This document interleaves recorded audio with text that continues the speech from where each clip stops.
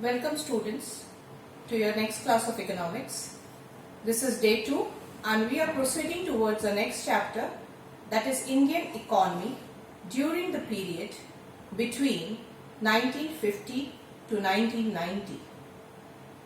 This was the period when India had already gained its independence, and now there was a huge responsibility upon the government to revive the economy from its backward state and to bring out overall development of the economy in the different sectors, be it agriculture, industry, foreign trade or occupational structure.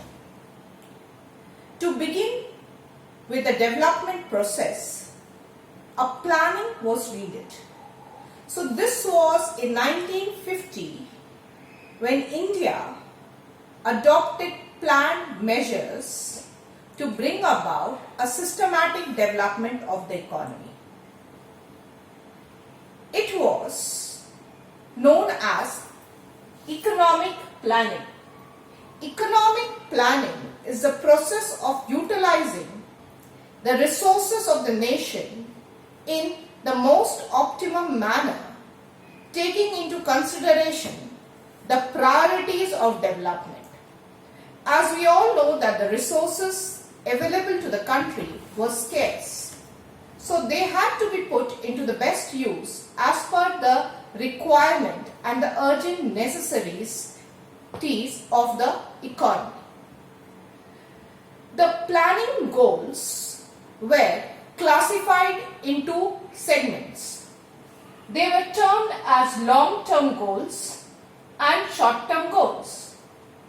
The long-term goals are the goals which were to be achieved within a period of 20 years, whereas the short-term goals are the objectives of planning based upon 5-year plans.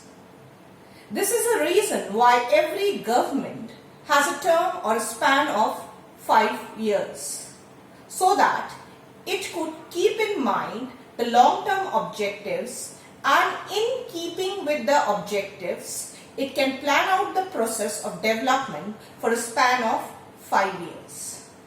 Now we would move towards the long-term objectives and the short-term objectives in further detail. When it comes to long-term objectives of planning, every economy, be it India or any other economy, focuses on 5 different areas. Number 1, modernization. It means upgradation of the techniques or the procedures of production and bringing about a change in the mindset and the perspective, leading to a social change. Next is self-reliance. It aims at making the economy self-sufficient and independent, so that it does not have to depend upon the other economies of the world for the fulfillment of its needs. The next objective being economic growth. Every country aims to expand the production activities of goods and services over a period of time to enhance its GDP, keeping in mind the objective of growth. The next is equity.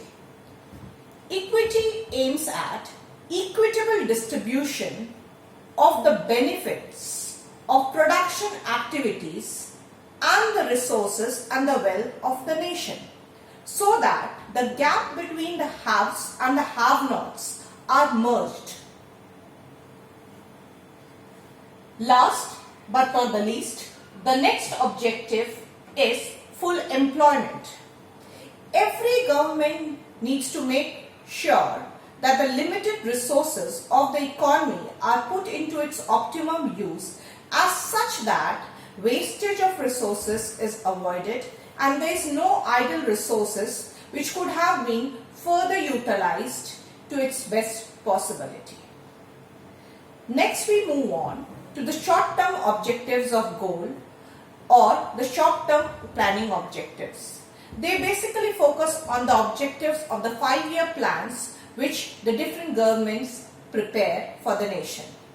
The short-term objectives have been systematically organized starting from the 1950s to the present era, depending upon the national priorities. The first 5-year plan, as we know that agriculture was the backbone of the Indian economy, focused in bringing about agricultural development.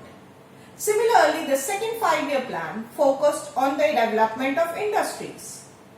And the third 5-year plan focused both on agriculture as well as industries.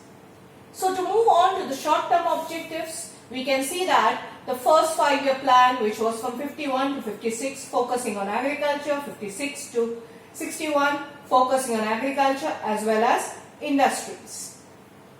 Now we move on to the objectives of planning in terms of different sectors of the economy.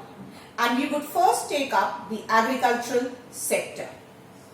Here comes agriculture, and let us first know what were the requirements for the development of the agricultural sector in order to understand what were the plans which were made in order to revive the agriculture of the Indian economy.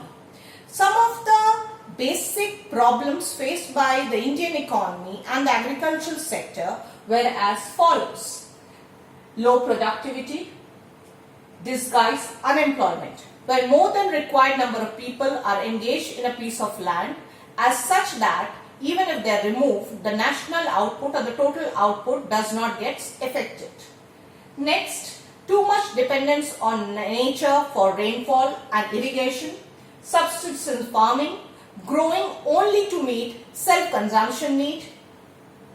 Then we have traditional inputs. The tools, the equipments which were used to bring about agriculture were generally traditional, manual, and thus were low productive. And then we have the problem of small holdings. The land was unproductive, unfit for cultivation. It was less than 2 hectares, where modern scientific methods, mechanization, multiple cropping, crop rotation and other scientific techniques could not be employed. Then the techniques of production were outdated, primitive. And lastly, and the most important of all, land-tenant conflict. As we have already discussed, that the main problem of Indian agriculture was a defective land tenure system in which the actual tenant was not the cultivator, as such that he had no ownership right for the land and could not bring about any development. Now we proceed to the next unit. The problems of Indian agriculture can be classified in 3 categories. The first category being the general problems, the next being institutional problems, and the third one being technical problems. To begin with, we'll come to the general problems of Indian agriculture. Pressure of population on land, where more than required number of people were engaged in agricultural activity, thus creating the problem of disguised unemployment. Land degradation. Since natural manures were being used, shifting agriculture, all these techniques were unfit for restoring the natural fertility and boosting up the productivity. Then subsistence farming, growing to meet self-consumption need. Then we have social environment. There was a belief that if a person does not get employment anywhere, he can be easily absorbed in the agricultural sector, because in agriculture there are more than required number of work where labor consumption is high. Then we have crop losses. Many a times crop failure was experienced. This is damage of crop due to insects, pests or any natural calamity like flood, earthquake or drought like situations, which led to low productivity and backwardness of agriculture. The other 2 segments dealing with the problems of agriculture are the technical challenges and the institutional challenges. We would go through the institutional and the technical challenges in my next class. So far, make sure that you are thorough with the syllabus that has been covered in the next chapter and systematically prepare your notes Till then, happy learning. Enjoy your time productively. Thank you.